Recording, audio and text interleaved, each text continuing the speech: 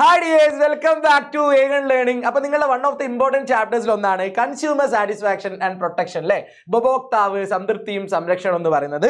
അതിൽ ഏറ്റവും പ്രധാനപ്പെട്ട കാര്യങ്ങൾ നമുക്ക് 15 മിനിറ്റ് കൊണ്ട് പഠിക്കുന്ന ഒരു കോണ്ടന്റ് വീഡിയോ ആണിത്. സോ എല്ലാ മക്കളും ഇതിന്റെ തുടക്കം മുതൽ ഒടുക്കം വരെ ഇങ്ങനെ ഇരുന്ന് കിഡിലിനായിട്ടിരുന്ന് കാണുക, പഠിക്കുക. ഓക്കെ, സോ ഇതിൽ ഏറ്റവും പ്രധാനപ്പെട്ട ഒരു ടേം ആണ് ഈ ചാപ്റ്ററിലെ എന്താണ് കൺസംഷൻ അല്ലെങ്കിൽ ഉപഭോഗം എന്ന് പറയുന്നത് അല്ലെ. നിങ്ങൾ എല്ലാവരും കടയിലും ഷോപ്പിലും ഷോപ്പിംഗ് മാളിലൊക്കെ പോയിട്ടില്ലേ, കട തന്നെയാണ് ഷോപ്പ്, അവിടെയൊക്കെ പോയിട്ട് സാധനങ്ങളൊക്കെ വാങ്ങുന്ന ആളുകളാണ് അല്ലെ. എന്തിനാണ് നമ്മളൊരു സാധനം വാങ്ങുന്നത് അല്ലെ? ആ സാധനം വാങ്ങുന്ന അതിനെയാണ് നമ്മൾ ഉപഭോഗം എന്ന് പറയുക അല്ലെ. അതായത് മനുഷ്യന്റെ ആവശ്യങ്ങൾ തൃപ്തിപ്പെടുത്തുന്നതിനായി സാധനങ്ങളും സേവനങ്ങളും ഉപയോഗപ്പെടുത്തുന്നു, അതിനെയാണ് നമ്മൾ ഉപഭോഗം എന്ന് പറയുക അല്ലെ. ആ പോയിന്റ് ക്ലിയർ ആയിട്ട് പഠിക്കുക. അതിനെയാണ് നമ്മൾ ഇംഗ്ലീഷിൽ കൺസംഷൻ എന്ന് പറയുക.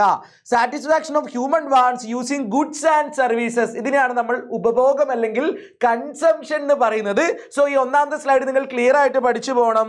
അടുത്ത എനിക്ക് നിങ്ങളോട് പറയാനുള്ളത് എന്താണ് ഒരു ഉപഭോക്താവ് അല്ലെങ്കിൽ കൺസ്യൂമർ അല്ലെ. ഈ കൺസംഷൻ അല്ലെ, അതിൽ ഇൻവോൾവ് ആയിട്ടുള്ള ആളെയാണ് നമ്മൾ കൺസ്യൂമർ എന്ന് പറയുന്നത്. അതായത് a person who purchases and uses goods and services by paying or agreeing to pay in future അല്ലെ, അല്ലെങ്കിൽ agreeing to pay a price അല്ലെ. അതായത് ഇപ്പൊ ഞാനൊരു സാധനം വാങ്ങിയിട്ട് ഒന്നെങ്കിൽ അപ്പൊ പൈസ കൊടുക്കുക അല്ലെങ്കിൽ പിന്നീട് അത് തരാമെന്ന് പറയുന്ന ഒരു ടേമിലോ ഒരു സാധനം വാങ്ങുന്ന ആളെയാണ് നമ്മൾ കൺസ്യൂമർ അല്ലെങ്കിൽ ഉപഭോക്താവ് എന്ന് പറയുക. വെരി ക്ലിയർ ആയിട്ട് പഠിച്ചു പോകണം. കൺസ്യൂമറിനെയാണ് നമ്മൾ മലയാളത്തിൽ ഉപഭോക്താവ് എന്ന് പറയുക. അതായത് വില കൊടുത്തോ കൊടുക്കാമെന്ന കരാറിലോ ഏതെങ്കിലും സാധനമോ സേവനമോ വാങ്ങി ഉപയോഗിക്കുന്ന ആളെയാണ് നമ്മൾ ഉപഭോക്താവ് അല്ലെങ്കിൽ കൺസ്യൂമർ എന്ന് പറയുന്നത്. ഓക്കെ, ഇനി ഒരു സാധനം വാങ്ങാൻ പോകുമ്പോൾ നിങ്ങളിപ്പോൾ ഒരു ഫോൺ വാങ്ങാൻ പോയി അല്ലെ, ഒരു സാംസങ്ങിൻ്റെ ഒരു S23 അൾട്ര വാങ്ങാൻ പോയി അല്ലെങ്കിൽ S24 അൾട്ര വാങ്ങാൻ പോയി അല്ലെ. ഭയങ്കര നല്ല ഫോണാണ്, അത് സാർ ഉപയോഗിക്കുന്ന ഫോണാണ്, S23 അൾട്രയാണ്. So consumer expectation while buying a phone. ഇപ്പം ഞാൻ ആ ഫോൺ ഉപയോഗിക്കാനുള്ള കാരണം എന്ന് വെച്ച് കഴിഞ്ഞാൽ നല്ല ക്യാമറ ക്വാളിറ്റി ആണ്, പിന്നെ അത്യാവശ്യം നല്ല ബാറ്ററി ബാക്കപ്പ് ഉണ്ട്, പിന്നെ കാണാൻ നല്ല രസമുള്ള ഫോണാണ് അല്ലേ, അത്യാവശ്യം നല്ല, പിന്നെ അതിന് എന്താ പറയുക സ്റ്റൈലസ് ഒക്കെ ഉണ്ട്, ഇങ്ങനെ എഴുതുകയൊക്കെ ചെയ്യുക ആവശ്യത്തിന് കാര്യങ്ങളൊക്കെ. സോ അതൊക്കെ കൊണ്ടാണ് അങ്ങനത്തെ ഒരു ഫോൺ വാങ്ങുന്നത്. അതേപോലെ നിങ്ങൾ എന്ത് സാധനം വാങ്ങാൻ പോയാലും നിങ്ങൾ ഈ 4 കാര്യങ്ങൾ ശ്രദ്ധിക്കും അല്ലേ. ഒന്നാമത്തേത് ക്വാളിറ്റി, അതിൻ്റെ ഗുണമേന്മ ശ്രദ്ധിക്കും അല്ലേ, ഗുണമേന്മ ശ്രദ്ധിക്കും.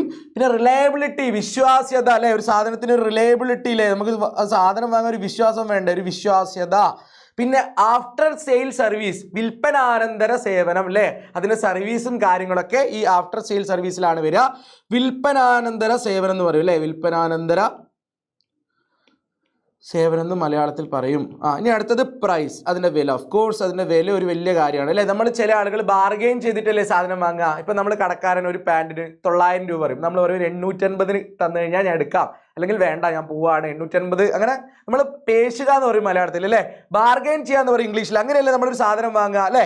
സോ പ്രൈസ് ഒരു ഇമ്പോർട്ടൻറ്റ് ഫാക്ടർ ആണ്. ആഫ്റ്റർ സെയിൽ സർവീസ്, വിൽപ്പനാനന്ദ സേവനമുണ്ട്, പിന്നെ റിലയബിലിറ്റി, ക്വാളിറ്റി, ഈ 4 കാര്യങ്ങളാണ് നമ്മളൊരു സാധനം അല്ലേ. Consumer expectation while buying goods or service, നമ്മളൊരു സാധനം വാങ്ങാൻ പോകുമ്പോൾ നമ്മുടെ എക്സ്പെക്ടേഷൻസ് ഈ 4 കാര്യങ്ങളാണ്. ഇത് പഠിക്കണം. ഗുണമേന്മ, വിശ്വാസ്യത, വിൽപ്പനാനന്തര സേവനം, വില അല്ലേ. അതായത് quality, reliability, after sale service and price. പിന്നെ ഉപഭോക്താവ് കബളിപ്പിക്കപ്പെടുന്ന സാഹചര്യങ്ങൾ, നമ്മൾ പറ്റിക്കപ്പെടുന്ന സാഹചര്യങ്ങൾ ഏതൊക്കെയാണെന്നുള്ളതാണ് അടുത്ത് പറയുന്നത്. Circumstances where consumers are exploited or cheated അല്ലേ. എങ്ങനെയാണ് ഒരു കൺസ്യൂമർ ചീറ്റ് ചെയ്യപ്പെടുന്നത് അല്ലെങ്കിൽ എക്സ്പ്ലോയിറ്റ് ചെയ്യപ്പെടുന്നത് എന്നാണ് സാർ ഇനി പറയാൻ പോകുന്നത്. ഒന്നാമത്തത് സെല്ലിംഗ് ലോ ക്വാളിറ്റി പ്രൊഡക്റ്റ്. ആ കടക്കാരൻ ലോ ക്വാളിറ്റി പ്രൊഡക്റ്റ്, അതായത് ഗുണമേന്മയില്ലാത്ത സാധനങ്ങൾ വിറ്റിട്ട് നമ്മളെ പറ്റിക്കാം അല്ലേ. ഗുണമേന്മയില്ലാത്ത, ഇപ്പം ഒരു ഫോൺ വിറ്റിട്ട് ഇത് 1 ഫോണാണ് 5 വർഷം കിട്ടും, നല്ല ക്യാമറയാന്നൊക്കെ പറഞ്ഞിട്ട് ക്യാമറയ്ക്ക് ഇങ്ങനെ ഒരുമാതിരി ഗ്രെയിൻസ് ഒക്കെ ഉള്ള ക്യാമറയൊക്കെ ആണെങ്കിൽ നമ്മൾ ആകെ പറ്റിക്കപ്പെടൂലേ അല്ലേ, അങ്ങനത്തെ കാര്യം. പിന്നെ മായം ചേർക്കുക, അതിന് അഡൾട്രേഷൻ എന്ന് പറയും അല്ലേ, അഡൾട്രേഷൻ അല്ലെങ്കിൽ മായം ചേർക്കുക. ഇങ്ങനെ മായം ചേർത്ത് കഴിഞ്ഞാലും നമ്മൾ പറ്റിക്കപ്പെടുകയാണ് അവിടെ ഉള്ളത്. പിന്നെ അമിത വില ഈടാക്കുക, അതായത് ഒരു സാധനത്തിന് ഇപ്പോൾ 20 രൂപേൻ്റെ സാധനത്തിന് 30 രൂപ വാങ്ങാൻ നിങ്ങളെ അല്ലേ. അങ്ങനെ അമിത വില ഈടാക്കി കഴിഞ്ഞാൽ നിങ്ങൾ അവിടെ കബളിപ്പിക്കപ്പെടുകയാണ് അല്ലെങ്കിൽ പറ്റിക്കപ്പെടുകയാണ്. പിന്നെ manipulation in weights and measures അല്ലേ. നിങ്ങൾ പണ്ട് റേഷൻ കടകളിലൊക്കെ സ്ഥിരമായിട്ട് കാണുന്ന പരിപാടിയായിരുന്നു ഇങ്ങനെ അളവിലും തൂക്കത്തിലൊക്കെ കൃത്രിമത്വം കാണിക്കുന്നത് അല്ലേ. വലിയ അടിയിലൊക്കെ ഇങ്ങനെ കാന്തമൊക്കെ ഒട്ടിച്ച് വെക്കുക, ത്രാസിൻ്റെ അല്ലേ, തുലാസ് എന്ന് പറയും അല്ലേ, വെയിറ്റ് മെഷേഴ്സിൻ്റെ. സോ അങ്ങനത്തെ കാര്യങ്ങളൊക്കെ ഉണ്ടായിരുന്നു. ഇപ്പോൾ ഒരുപാട് മാറിയിട്ടുണ്ട് അതൊക്കെ.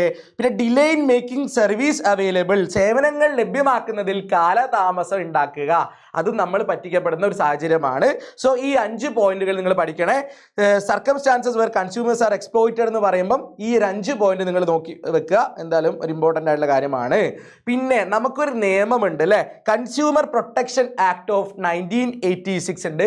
കൺസ്യൂമേഴ്സിന് വേണ്ടിയിട്ട് കൊണ്ടുവന്നിട്ടുള്ള ഒരു ആക്ട് ആണ്, ഉപഭോക്തൃ സംരക്ഷണ നിയമം എന്നാണ് നമ്മൾ മലയാളത്തിൽ പറയുക. 1986 ഈ നിയമം വരുന്നത്, 1986 ഇതിലെ കുറച്ച് കാര്യങ്ങൾ നമുക്ക് പഠിക്കാനുള്ളത് എന്താ വെച്ച് കഴിഞ്ഞാൽ, പ്രധാനപ്പെട്ട ഒരു 4-5 പോയിന്റ് പഠിക്കാനുള്ളത് എന്താണെന്ന് വെച്ച് കഴിഞ്ഞാൽ, ജീവനും സ്വത്തിനും ഹാനികരമാകുന്ന സാധനങ്ങളുടെ വിപണനം ചെയ്യുന്നതിൽ നിന്നും സംരക്ഷണം ലഭിക്കുന്നതിനുള്ള അവകാശമുണ്ട് ഒരു കൺസ്യൂമറിന്. അതായത് the right to be protected against the marketing of goods and services which are hazardous to life and property. നമ്മളെ ജീവനും സ്വത്തിനും എന്താ പറയുക കേടായിട്ടുള്ളൊരു സാധനം നമുക്ക് വാങ്ങാണ്ടിരിക്കാൻ അല്ലേ, അതിനൊരു അവകാശം നമുക്കുണ്ട്.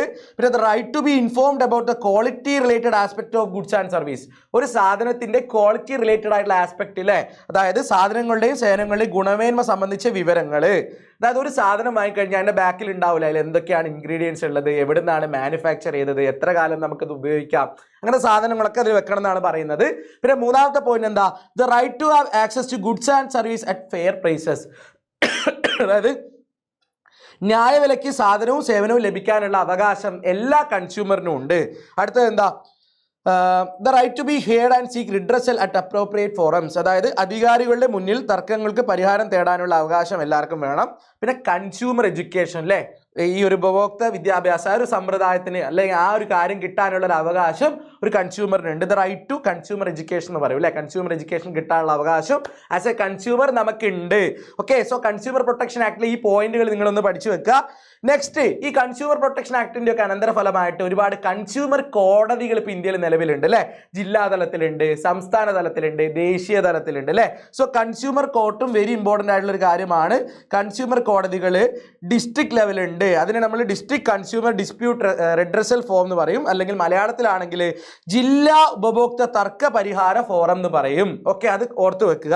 ഇതിൽ ഏറ്റവും ഇമ്പോർട്ടൻ്റ് ആയിട്ട് പഠിക്കേണ്ട ഒരു കാര്യം എന്ന് വെച്ച് കഴിഞ്ഞാൽ 20 ലക്ഷം രൂപ വരെ നഷ്ടപരിഹാരം ലഭിക്കാനുള്ള കേസുകളാണ് ജില്ലാ തലത്തിൽ നമ്മൾ എന്താ പരിഗണിക്കുന്നത്. 20 ലക്ഷം രൂപ വരെ, ഇതൊന്ന് ക്ലിയർ ആയിട്ട് പഠിച്ചു പോണേ. 20 ലക്ഷം രൂപ വരെയുള്ള ഉപഭോക്തൃ തർക്കങ്ങളിലാണ് ഈ ജില്ലാ ഉപഭോക്തൃ തർക്ക പരിഹാര ഫോറം എന്താ പറയാ ഇടപെടുന്നത് കേട്ടോ. അതായത് after collecting evidence based on the complaint filed by the consumer, verdicts are given where the compensation claim does not exceed 20 lakh rupees എന്ന് പറയുന്നുണ്ട്. 20 ലക്ഷം രൂപയിൽ കൂടാൻ പാടില്ല. അതായത് 20 ലക്ഷം രൂപ വരെയുള്ള കാര്യങ്ങളാണ് ഇവർ ചെയ്യുക. പിന്നെ അത് ഡിസ്ട്രിക്ട് ലെവലിലേ ഫംഗ്ഷൻ ചെയ്യുള്ളൂ. അത് പിന്നെ ഉറപ്പായിട്ടും ജില്ല എന്ന് പറഞ്ഞു കഴിഞ്ഞാൽ ജില്ലേൻ്റെ ഉള്ളിൽ തന്നെയല്ലേ വരിക. പിന്നെ പ്രസിഡന്റ് ആൻഡ് 2 മെമ്പേഴ്സ് ഉണ്ടാവും, അതിലൊരു വുമൺ മെമ്പർ ആയിരിക്കും അല്ലേ. ഒരു പ്രസിഡന്റും 2 മെമ്പേഴ്സും ഉണ്ടാവും, അതിൽ അറ്റ്ലീസ്റ്റ് 1 വുമൺ മെമ്പർ ഉണ്ടായിരിക്കണം. അതായത് ഒരു പ്രസിഡന്റും 2 അംഗങ്ങളും അതിലൊരു അംഗം വനിതയായിരിക്കും. ഇനി അടുത്തത് സംസ്ഥാന തല ഉപഭോക്തൃ തർക്ക പരിഹാര കമ്മീഷൻ. ഇവിടെ ചെയ്യുന്നത് സംസ്ഥാന തലത്തിലാണ് ഇത് വർക്ക് ചെയ്യുക. ഒരു പ്രസിഡന്റും 2 അംഗങ്ങളും ഉണ്ടാവും, ഒരു അംഗം വനിതയായിരിക്കും. ആ കാര്യങ്ങളൊക്കെ സെയിം ആണ്. കൂടുതൽ അംഗങ്ങളെ നിയമിക്കാനുള്ള അവകാശം സംസ്ഥാന സർക്കാരിനുണ്ട്. പിന്നെ 20 ലക്ഷം രൂപ മുതൽ 1 കോടി രൂപ വരെ, 20 ലക്ഷം രൂപ മുതൽ 1 കോടി രൂപ വരെയുള്ള കേസുകൾ അല്ലേ, നഷ്ടപരിഹാര കേസുകളാണ്. അത്രയും തുക നഷ്ടപരിഹാരം കിട്ടാൻ വകുപ്പുള്ള കേസുകളാണ് സംസ്ഥാന തല ഉപഭോക്തൃ തർക്ക പരിഹാര കമ്മീഷൻ എന്താ പറയുക എടുക്കുക കേട്ടോ. ഇനി 1 കോടിക്ക് മുകളിലാണെങ്കിൽ എങ്ങോട്ടാ പോവുക, ദേശീയ ഉപഭോക്തൃ തർക്ക പരിഹാര കമ്മീഷനിലേക്കാണ് കേസ് പോവുക. 1 കോടി രൂപയ്ക്ക് മുകളിലുള്ള കേസുകളാണെങ്കിൽ ഓക്കെ, അത് ദേശീയ തലത്തിലാണ് പ്രവർത്തിക്കുന്നത്. പ്രസിഡന്റും 4ൽ കുറയാത്തത്ര അംഗങ്ങളുണ്ട്. പിന്നെ കൂടുതൽ അംഗങ്ങളെ നിയമിക്കാനുള്ള അധികാരം കേന്ദ്ര ഗവൺമെന്റിനാണ്. ഓക്കെ, 1 crore above കേട്ടോ, 1 crore above 1 കോടി രൂപയ്ക്ക് മുകളിലുള്ള കേസുകളാണ് national consumer dispute redressal commission എടുക്കുന്നത്. ആ കാര്യം പഠിക്കുക. ഇനി അടുത്തത് important features of consumer court അല്ലെ, ഈ ഉപഭോക്തൃ കോടതികളുടെ ഏറ്റവും പ്രധാനപ്പെട്ട സവിശേഷതകൾ എന്തൊക്കെയാണെന്ന് ചോദിച്ചു കഴിഞ്ഞാൽ പറയണം. ഒന്നാമത്തായിട്ട് പറയാം, സിമ്പിൾ പ്രൊസീജിയർ ആണ്. മറ്റ് കോടതികളെ സംബന്ധിച്ചിടത്തോളം, മറ്റ് കോടതികളെ കമ്പയർ ചെയ്യുമ്പം കൺസ്യൂമർ കോടതികളുടെ പ്രൊസീജിയേഴ്സ് വെരി സിമ്പിൾ ആണ്. പിന്നെ ഫാസ്റ്റ് അഷ്യൂറൻസ് ഓഫ് ജസ്റ്റിസ്, അതായത് അതിവേഗം നമുക്ക് നീതി ഉറപ്പാക്കാൻ പറ്റുന്നുണ്ട് ഈ കൺസ്യൂമർ കോടതികളിൽ നിന്ന്. പിന്നെ വ്യവഹാര ചെലവ്, അതായത് ലെസ് കോർട്ട് എക്സ്പെൻസ് വളരെ കുറവാണ് അല്ലേ, ചെറിയ പൈസയുള്ളൂ നമുക്ക് ആ ലീഗൽ പ്രൊസീജിയറൊക്കെ ചെയ്യാൻ വേണ്ടിയിട്ടാവുള്ളൂ. സോ വ്യവഹാര ചെലവ് എന്ന് പറയുന്നത് കുറവാണ്. ഓക്കെ, ഇനി ഉപഭോക്തൃ തർക്കത്തിൽ situations when complaints about consumer dispute can be filed. ഉപഭോക്തൃ തർക്കത്തിൽ പരാതി നൽകാവുന്ന സന്ദർഭങ്ങൾ കേട്ടോ, പരാതി നൽകാൻ പറ്റുന്ന സന്ദർഭങ്ങൾ, പരാതി നൽകാൻ നൽകാവുന്ന സന്ദർഭങ്ങൾ ഏതൊക്കെയാണ്? When the purchase product is damaged or defective, നമ്മൾ വാങ്ങിയ സാധനം കേടാവുകയോ ഡിഫക്റ്റീവോ ഡാമേജ് ഒക്കെ ആയി കഴിഞ്ഞാൽ നമുക്ക് കൺസ്യൂമർ കോർട്ടിനെ അപ്രോച്ച് ചെയ്യാൻ പറ്റും.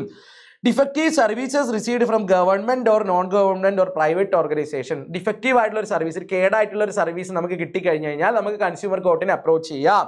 Appropriation of price over and above the amount legally fixed or marked on the outer casing, അതായത് ഒരു സാധനത്തിന്റെ മുകളിലിട്ട വിലയിനെക്കാട്ടും കൂടുതൽ വില ഈടാക്കുകയാണെങ്കിൽ നമുക്ക് കൺസ്യൂമർ കോർട്ടിനെ അപ്രോച്ച് ചെയ്യാം. Violation of the prevention of adulteration law, ഈ മായം ചേർക്കൽ നിരോധന നിയമം ലംഘിച്ചു കഴിഞ്ഞു കഴിഞ്ഞാൽ നമുക്ക് കൺസ്യൂമർ കോർട്ടിനെ അപ്രോച്ച് ചെയ്യാം. Sales of product which are harmful to life and safety, നമ്മുടെ സ്വത്തിനോ ജീവനൊക്കെ കേടായിട്ടുള്ള ഒരു സാധനം ഒരാൾ വിൽക്കുകയാണെങ്കിൽ നമ്മളത് വാങ്ങാൻ ഇടയായി കഴിഞ്ഞു കഴിഞ്ഞാൽ നമുക്ക് കൺസ്യൂമർ കോടതിനെ അപ്രോച്ച് ചെയ്യാം. ഓക്കെ, അതിൻ്റെ മലയാളമാണ് ഇവിടെ കൊടുത്തിരിക്കുന്നത്. വിവിധ സർക്കാർ ഇതര സ്വകാര്യ സ്ഥാപനങ്ങളിൽ നിന്ന് ലഭിച്ച സേവനത്തിന് പോരായ്മകൾ ഉണ്ടാവുക, നിയമാനുസൃതം രേഖപ്പെടുത്തിയിട്ടുള്ളതോ നിർണ്ണയിക്കപ്പെട്ടിട്ടുള്ളതോ ആയ വിലയേക്കാൾ കൂടുതൽ വില ഈടാക്കുക, മായം ചേർക്കൽ നിരോധന നിയമം ലംഘിക്കുക, ജീവന് ഹാനികരമായതോ സുരക്ഷിതമായതോ അല്ലാത്തതായിട്ടുള്ള സാധനങ്ങൾ വിൽക്കുക, ന്യായരഹിതവും ഉപഭോക്താവിന്റെ സ്വാതന്ത്ര്യത്തെ പരിമിതപ്പെടുത്തുന്നതുമായ വ്യാപാര നടപടികൾ മൂലം നഷ്ടമുണ്ടാവുക, വിൽപ്പന ത്വരിതപ്പെടുത്തുന്നതിന് വേണ്ടി തെറ്റിദ്ധരിപ്പിക്കുന്ന പരസ്യങ്ങൾ നൽകുക, അല്ലെ? ഇങ്ങനത്തെ പ്രശ്നങ്ങളിലൊക്കെ നമുക്ക് കൺസ്യൂമർ കോർട്ട്, ഈ പരസ്യങ്ങളുടെ കാര്യം ഭയങ്കര ഇമ്പോർട്ടൻ്റ് ആയിട്ട് നിങ്ങൾ പഠിച്ചോ.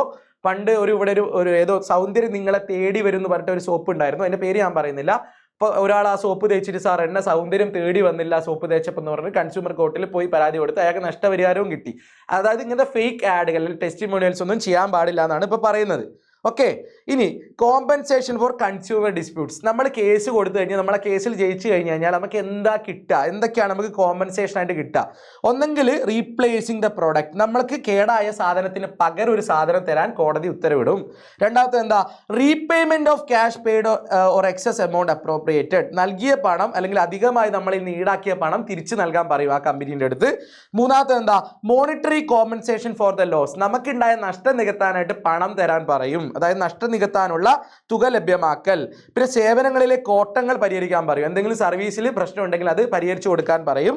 പിന്നെ ദോഷകരമായവ നിർത്തലാക്കൽ, എന്തെങ്കിലും ഹസാഡസ് ആയിട്ടുള്ള പ്രൊഡക്റ്റിന്റെ സെയിൽ ഉണ്ടെങ്കിൽ അത് നിർത്തലാക്കാൻ പറയും. പിന്നെ ഹാനികരമായ വസ്തുക്കളുടെ വിൽപ്പന നിരോധിക്കും, പരാതി ചെലവ് ലഭ്യമാക്കും, നമുക്ക് എത്ര പൈസയാണോ ഇതിന് ചെലവായത് അത് റീഇംബേഴ്സ് ചെയ്ത് കിട്ടും. ഓക്കെ, പിന്നെ കുറേ ഗവൺമെൻറ് ഡിപ്പാർട്ട്മെൻറ്റ്സ് ഉണ്ട് അല്ലേ, വർക്ക് ചെയ്യുന്നുണ്ട് ഇങ്ങനത്തെ കാര്യങ്ങളൊക്കെ പരിഹരിക്കാനും കാര്യങ്ങൾക്കൊക്കെ ആയിട്ട്. അതിൽ ഒന്നാമത്തതാണ് ലീഗൽ മെട്രോളജി വകുപ്പ്. അളവ്, തൂക്കം ഇതിലൊക്കെ എന്തെങ്കിലും പ്രശ്നം ഉണ്ടെങ്കിൽ അതിന് നിലവാരം ഉറപ്പുവരുത്തുന്നതാണ് ലീഗൽ മെട്രോളജി വകുപ്പ്. പിന്നെ എന്താ? ഫുഡ് സേഫ്റ്റി ഡിപ്പാർട്ട്മെന്റ് ഉണ്ട് അല്ലെ, ഭക്ഷ്യസുരക്ഷാ വകുപ്പുണ്ട്. ഭക്ഷണത്തിൽ മായമോ എന്തെങ്കിലും ചേർക്കുന്നുണ്ടോ എന്നൊക്കെ ചെക്ക് ചെയ്യുന്നത് ഇവരാണ്. ഭക്ഷ്യവസ്തുക്കളുടെ ഗുണമേന്മ ഉറപ്പുവരുത്തുന്നതും ഈ ഭക്ഷ്യസുരക്ഷാ വകുപ്പാണ്. പിന്നെ കേന്ദ്ര ഔഷധ വില നിയന്ത്രണ കമ്മിറ്റി ഉണ്ട്, മരുന്നുകളുടെ വില നിയന്ത്രിക്കുന്നത് ഇവരാണ്. Central drug price control committee എന്ന് പറയും. ഓക്കെ, കേന്ദ്ര ഔഷധ വില നിയന്ത്രണ കമ്മിറ്റി എന്നാണ് ഇതിന് മലയാളത്തിൽ പറയുക. പിന്നെ ഡ്രഗ് കൺട്രോൾ ഡിപ്പാർട്ട്മെന്റ് ഉണ്ട്, FSSAI food safety and standard authority of India ഉണ്ട്. ഈ കാര്യങ്ങൾ, ഇത്രയും കാര്യങ്ങൾ ഈ 5 പേരൊന്ന് ജസ്റ്റ് നോർത്താൽ മതി. അതായത് ഇവരാണ് ensure the quality of food products at various stages like production, distribution, storage, sales and import. ഈ ഘട്ടങ്ങളിലൊക്കെ ഭക്ഷണത്തിന്റെ എന്താ പറയുക മേന്മ അല്ലെങ്കിൽ എന്താ ഗുണമേന്മ ഉറപ്പുവരുത്തുന്നതാണ് ഈ FSSAI food safety standard authority of India. പിന്നെ ഡ്രഗ് കൺട്രോൾ ഡിപ്പാർട്ട്മെന്റ് ചെയ്യുന്നത് എന്താണെന്ന് വെച്ച് കഴിഞ്ഞാൽ ensure the quality and safety of medicines, മരുന്നുകളുടെ ഗുണമേന്മ ഉറപ്പുവരുത്തുന്നത് ഡ്രഗ്സ് കൺട്രോൾ ഡിപ്പാർട്ട്മെന്റും. ഭക്ഷണത്തിന്റെ അതിന്റെ പ്രൊഡക്ഷൻ മുതൽ അതിന്റെ സെയിൽ വരെയുള്ള ഓരോ സ്റ്റേജിലെയും ഗുണമേന്മ ഉറപ്പുവരുത്തുന്നത് FSSAI ആണ്. Okay, food safety standard authority of India എന്നാണ് FSSAIയുടെ ഫുൾ ഫോം. ഓക്കെ, ഇനി നമുക്കിവിടെ ക്വാളിറ്റി നിയന്ത്രിക്കാനായിട്ട് ഒരുപാട് ഇങ്ങനത്തെ എന്താ സിമ്പിൾസ് ഉണ്ട് അല്ലേ, ISI mark, ISO mark, BIS എന്നൊക്കെ പറഞ്ഞിട്ട് ഒരുപാട് കാര്യങ്ങളുണ്ട്. ഈ ISI കൊടുക്കുന്നത് എന്തിനാന്ന് വെച്ച് കഴിഞ്ഞാൽ ISI bureau of Indian standard ആണ് ISI മുദ്ര കൊടുക്കുന്നത്. ഓക്കെ, അതായത് electrical appliances, cement, paper, paint, cylinder ഇങ്ങനത്തെ കാര്യങ്ങളൊക്കെയാണ് ISI മുദ്ര അല്ലെ. ISI മുദ്രയുള്ള സാധനം എന്ന് പറഞ്ഞു കഴിഞ്ഞാൽ എന്തോ നല്ല ക്വാളിറ്റി ഉള്ള സാധനം എന്നാണ് അർത്ഥം. പിന്നെ ISO മുദ്രയുണ്ട്, ഈ ഹോസ്പിറ്റല്, ബാങ്ക് ഇതിനൊക്കെയാണ് ISO കൊടുക്കുക അല്ലെ. ഇതൊരു ഇന്റർനാഷണൽ ഓർഗനൈസേഷൻ ഫോർ സ്റ്റാൻഡേർഡൈസേഷൻ എന്നാണ് ISOന്റെ ഫുൾ ഫോം. ഓക്കെ, 120 രാജ്യങ്ങളിലുണ്ട് ISO ഇൻക്ലൂഡിങ് ഇന്ത്യ ആണ്. ഈ ഹോസ്പിറ്റല്, ബാങ്ക്, സ്കൂൾ ഇതിനൊക്കെയാണ് ISO കിട്ടുക. പിന്നെ BIS ഹോൾമാർക്ക്, നമ്മളെ സ്വന്തം ജ്വല്ലറി അല്ലെ, സ്വർണ്ണാഭരണങ്ങൾക്കാണ് BIS ഹോൾമാർക്ക് മുദ്ര കിട്ടുക. പിന്നെ ഇത് പറഞ്ഞു കഴിഞ്ഞു നമ്മൾ. പിന്നെ ഇങ്ങനത്തെ കുറേ സാധനങ്ങളുണ്ട് അല്ലേ. വെജിറ്റേറിയൻ ആണോ നോൺ വെജിറ്റേറിയൻ ആണോ എന്ന് അറിയാൻ. പച്ചയാണെങ്കിൽ കംപ്ലീറ്റ് വെജ്, ചുവപ്പാണെങ്കിൽ നോൺ വെജ്. പിന്നെ FPO ആണെങ്കിൽ എന്താ ഈ ജാം, സ്ക്വാഷ് അങ്ങനത്തെ സാധനങ്ങളൊക്കെ ഇല്ലേ, it സർട്ടിഫൈസ് safety and quality of product process from fruits and vegetables, അതിനാണ് FPO എന്ന് പറയുക. പിന്നെ എന്താ, ഈ ഇലക്ട്രോണിക് അപ്ലയൻസസിന്റെ സിമ്പിളാണ് C എന്ന് പറഞ്ഞ് കൊടുത്തിട്ടുള്ളത്. പിന്നെ അഗ്മാർക്ക് ഉണ്ട്. അഗ്മാർക്ക് എന്ന് പറഞ്ഞു കഴിഞ്ഞാൽ അഗ്രികൾച്ചറൽ ആൻഡ് ഫോറസ്റ്റ് പ്രൊഡക്റ്റ്. നമ്മൾ നെയ്യൊക്കെ ഇല്ലേ, അതിന് അഗ്മാർക്ക് ഇല്ലേ, അഗ്മാർക്ക് കൊടുക്കും. നെയ്ക്കൊക്കെ അല്ല, ഗീ ആ കാര്യങ്ങളൊക്കെ ഒന്ന് ഓർക്കുക. സോ നമ്മൾ ഈ ചാപ്റ്റർ എത്രയും പെട്ടെന്ന് ഏറ്റവും കുറഞ്ഞ സമയത്തിൽ ഒരു 10-15 മിനിറ്റ് കൊണ്ട് ഈ ചാപ്റ്ററിലെ A to Z കാര്യങ്ങൾ യദു സാർ നിങ്ങൾക്ക് വേണ്ടിയിട്ട് പറഞ്ഞു തന്നിട്ടുണ്ട്. ഇനി നമ്മൾ ഒരുപാട് ഷോർട്ട് വീഡിയോസും കോണ്ടന്റ് വീഡിയോസൊക്കെ ചെയ്യും. നിങ്ങളുടെ സോഷ്യൽ സയൻസ് എക്സാം കിട്ടില്ലനാക്കാൻ വേണ്ടിയിട്ടുള്ള എല്ലാ കാര്യങ്ങൾക്കും നമ്മളുടെ സോഷ്യലിലെ ടീം, ഞാനും അജ്സൽ സാറും ഫസൽ സാറും ഉൾപ്പെടുന്ന കിട്ടിലൻ ടീം ഇവിടെ ഉണ്ട്. സോ നിങ്ങളെല്ലാവരും ഈ കോണ്ടന്റ് വീഡിയോ കാണുക, നമ്മളെ ഷോർട്ട് വീഡിയോസ് കാണുക, നമ്മളെ ലൈവുകൾ, മാരത്തോൺ, ബമ്പർ ബൂസ്റ്റർ ലൈവുകൾ എല്ലാം കാണുക. ഒരൊറ്റ സാധനം പോലും നിങ്ങൾ മിസ്സാക്കാൻ പാടില്ല. ഗുണം നിങ്ങൾക്ക് തന്നെയാണ് അല്ലേ. ഈഗൺ പറയുന്നതേ ചെയ്യൂ, ചെയ്യുന്നതേ പറയൂ. പിന്നെ എല്ലാവരും ലൈവുകളൊക്കെ കാണുക, അടിപൊളിയായിട്ട് പഠിക്കുക. സോ എല്ലാവരും നമുക്ക് ലൈവിൽ കാണാം. അതുവരെ ബായ്.